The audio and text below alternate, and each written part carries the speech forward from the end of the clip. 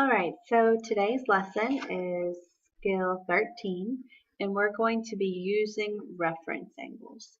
Now, reference angles are really important, and you may not even realize it, but we've been using them for the past two lessons.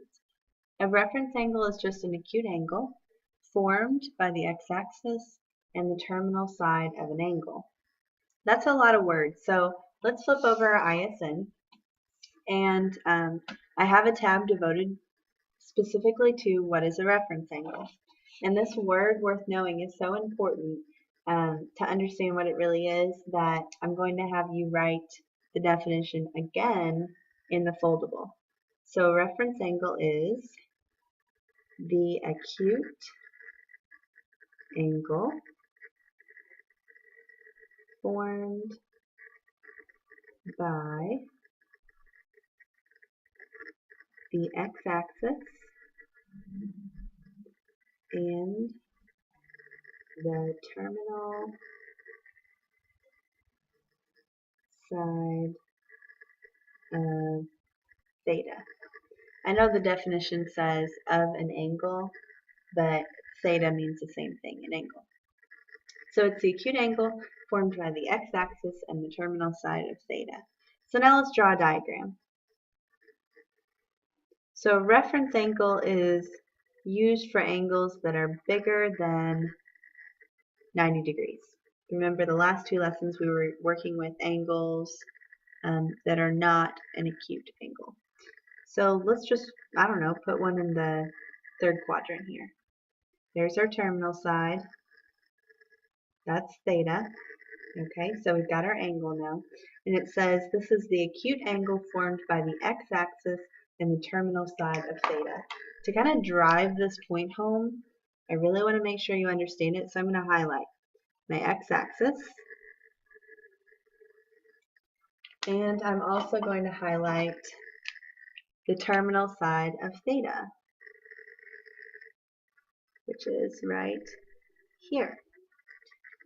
So now that you see it highlighted, you can clearly see the acute angle formed by these two rays is going to be this angle right here. So that's our acute angle. It can't be any other angle. It has to be the angle formed by the x-axis and the terminal side of theta. That's the reference angle.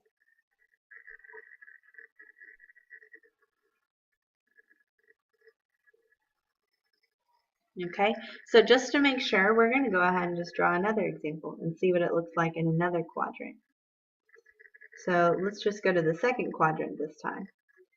So here's our terminal side of theta. So if I'm going to highlight again, here's my x-axis.